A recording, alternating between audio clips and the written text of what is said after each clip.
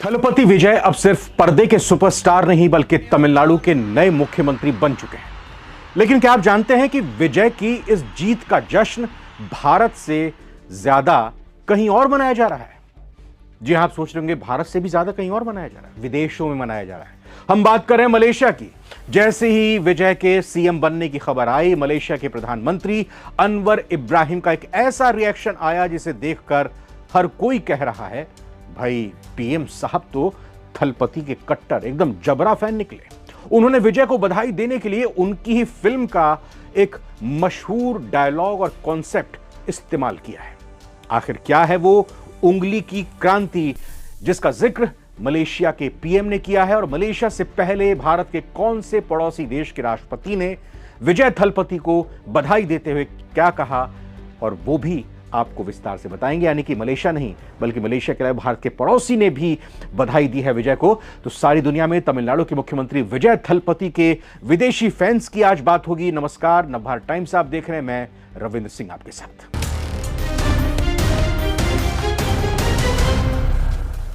तो पहले बात मलेशियाई पीएम की, अनवर इब्राहिम।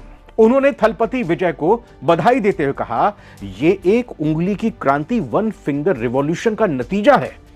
अब वो जो लोग विजय के फैंस हैं वो तो तुरंत समझ जाएंगे कि पीएम साहब ने किस बारे में बात की है। इस एक उंगली का मतलब क्या है? दरअसल साल 2018 में विजय की एक फिल्म आई थी, सरकार। उस फिल्म का एक बहुत ही पॉपुलर गाना था, ओरू वायरल पुरुची, यानी एक उंगली की क्रांति। उस फिल्म में दिखाया गया था कि कैसे एक आदमी की उंगली पर लगी वोट की काली स्याही सत्ता के बड़े बड़े सिंहासन को हिला देती है। मलेशिया के पीएम ने एक वोट की अहमियत समझाते हुए लिखा कि अब एक उंगली की क्रांति ने देखिए कैसा इतिहास रच दिया है। आज जब विजय सच में तमिलनाडु के सीएम बन गए हैं तो मलेशिया के पीएम ने उसी फिल्मी अंदाज में उन्हें बधाई दी है। जी न्यूज की रिपोर्ट कहती है कि अनवर इब्राहिम खुद विजय की फिल्मों के बहुत बड़े शौकीन हैं, उनके फैन हैं, और उन्होंने विजय की पार्टी टीवीके की जीत को लोकतंत्र की असली ताकत बताया है। मलेशियाई प्रधानमंत्री अनवर इब्राहिम ने बाकायदा सोशल मीडिया प्लेटफॉर्म एक्स पर पोस्ट करके लिखा कि जोसेफ विजय को तमिलनाडु का नया मुख्यमंत्री चुने जाने पर बधाई देता हूं। उन्होंने कहा कि कई सालों से उनके फैंस उन्हें फिल्मों के 3 घंटों की स्टोरी में भ्रष्ट राजनेताओं और अलग अलग खलनायकों को हराते हुए देखते आए हैं, और अब तमिलनाडु की जनता ने विजय को पर्दे पर निभाई गई किसी भी भूमिका से बड़ी जिम्मेदारी सौंपी है, यानी कि मुख्यमंत्री का ताज उनको सौंपा है।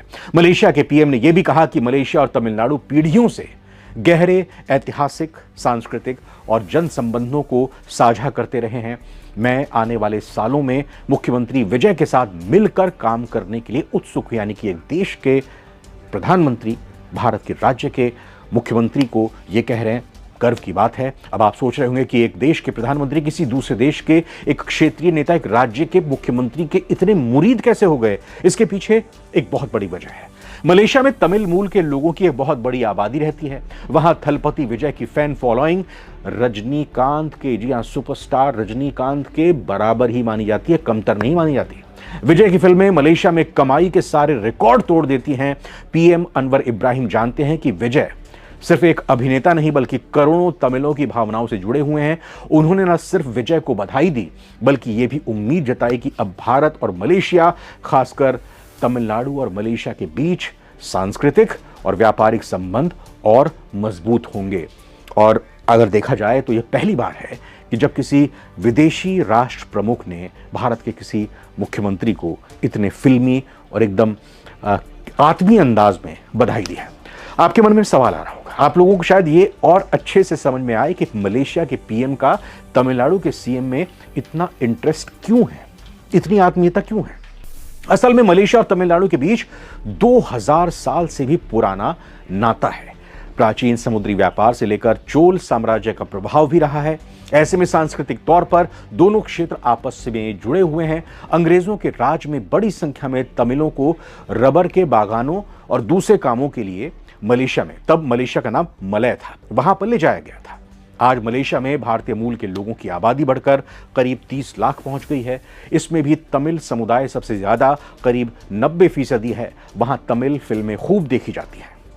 इससे पहले श्रीलंका के राष्ट्रपति अनुराग कुमारा दिसानायके ने भी विजय को शपथ लेने के तुरंत बाद बधाई दी थी। जी हां, ये हम पड़ोसी देश की जो बात कर रहे थे भारत के, उनके राष्ट्रपति की तरफ से बधाई आई थी। तो श्रीलंका के राष्ट्रपति ने तमिलनाडु और श्रीलंका के बीच लंबे समय से इतिहास, संस्कृति, व्यापार और लोगों के बीच मजबूत रिश्ते जो रहे हैं उसकी सराहना की। उन्होंने कहा कि दोनों देशों के बीच आर्थिक सहयोग और नए अवसरों की काफी संभावनाएं हैं। उन्होंने तमिलनाडु के लोगों और मुख्यमंत्री विजय को शुभकामनाएं देते हुए कहा कि श्रीलंका के लोग भी उनके सफल कार्यकाल की कामना करते हैं, उसकी दुआ मांगते हैं। तमिलनाडु और श्रीलंका की सीमाएं, खासतौर तटीय जो सीमाएं हैं, वो एक दूसरे से लगती हैं। ऐसे में तमिलनाडु सरकार के साथ श्रीलंकाई सरकार को मिलकर काम करना होता है और यही वजह है कि सत्ता परिवर्तन के बाद इस देश की तरफ से बधाई संदेश आए हैं। खासतौर पर मछुआरों के इश्यूज दोनों देशों की तरफ से रहते हैं। हालांकि वो एक तरह से कहें कि केंद्र स्तर पर भी मामला जाता है, लेकिन राष्ट्रपति श्रीलंका के सोशल मीडिया प्लेटफॉर्म एक्स पर लिखते हैं पोस्ट करते हुए कि सी जोसेफ विजय को तमिलनाडु के मुख्यमंत्री के तौर पर शपथ लेने पर बधाई। श्रीलंका और तमिलनाडु इतिहास, संस्कृति, उद्योग और पीढ़ियों से लोगों के बीच लंबे समय तक चलने वाले संबंधों से जुड़े हुए हैं। उन्होंने आगे कहा, हमारे भविष्य में बहुत ज्यादा आर्थिक उम्मीदें और अवसर हैं क्योंकि श्रीलंका और भारत लगातार करीबी संबंध और एक मजबूत साझेदार बना रहे हैं। मैं मजबूत भारत श्रीलंका साझेदारी के तहत ज्यादा खुशहाली और तरक्की के लिए मिलकर काम करने का इंतजार कर रहा हूं। श्रीलंका के लोग मेरे साथ मिलकर आपको और तमिलनाडु के लोगों को हर सफलता की दुआ करते हैं। तो ये बहुत बड़ी बात है कि पड़ोसी मुल्क श्रीलंका से भी तमिलनाडु के लिए, लोगों के लिए, वहाँ के भारतीयों के लिए और मुख्यमंत्री के लिए ये बधाई संदेश है। कनेक्शन क्या है? लगभग 18% आबादी श्रीलंका में ऐसी है जो तमिल भाषा बोलती है। धार्मिक तौर पर भारत और श्रीलंका के बीच एक ऐतिहासिक और काफी गहरा संबंध रहा है। भगवान श्री राम के वनवास और माता सीता के हरण से संबंधित एक अहम काल दोनों देशों के बीच जुड़ाव का प्रमुख केंद्र है। श्रीलंका में स्थित राम सेतु, अशोक वाटिका और सीता अम्मन मंदिर आज भी दोनों देशों के बीच जुड़ाव की वजह है। इसके अलावा तमिलनाडु और श्रीलंका के बीच व्यापारिक संबंध भी बेहद गहरे हैं जो लगभग 2000 साल पुराने हैं। मलेशिया के साथ भी 2000 के संबंध, श्रीलंका के साथ भी 2000 के संबंध। पुराने समय में तमिलनाडु पोर्ट कावेरीपट्टनम और नागपट्टनम के जरिए श्रीलंका में मोती, मसाले यानी दालचीनी समेत हाथी दांत और कीमती रत्न समेत दूसरी चीजें दुनिया के दूसरे हिस्सों में भेजी जाती थीं। और यही वो कारण है कि तमिलनाडु और श्रीलंका के काफी गहरे संबंध, भारत और श्रीलंका काफी गहरे संबंध रहे हैं। इस बीच थलपति विजय ने साबित करके दिखाया है कि अगर आपके पास जनता का प्यार और एक सही विजन हो तो पर्दे की क्रांति हकीकत में भी बदली जा सकती है। सरकार फिल्म का वो सपना आज सच हो गया है। आपको क्या लगता है, क्या विजय तमिलनाडु के लिए वैसे ही सुपर मुख्यमंत्री साबित होंगे जैसे वो अपनी फिल्मों में होते हैं? और क्या मलेशियाई पीएम की ये बधाई भारत मलेशिया संबंधों में नई जान फूंकेगी? बताइएगा जरूर कमेंट करके। लेकिन साथ ही साथ एक बात आपको बता दें कि तमिलनाडु के विधानसभा चुनाव में 108 सीटों पर जीत दर्ज करने के बाद टीवी की सबसे बड़ी पार्टी बनकर उभरी है। कांग्रेस की तरफ से, वाम दलों की तरफ से, साथ ही साथ अब तो AIADMK का एक धड़ा टूटकर यहां समर्थन देने को पूरी तरह से तैयार हो गया है। लेकिन सवाल यही है कि राजनीति क्षेत्र में कम एक्सपीरियंस रखने वाले विजय थलपति क्या अपनी सरकार को इन सहयोगी दलों के साथ, इन सहयोगी विधायकों के साथ पूरे 5 साल चला पाएंगे?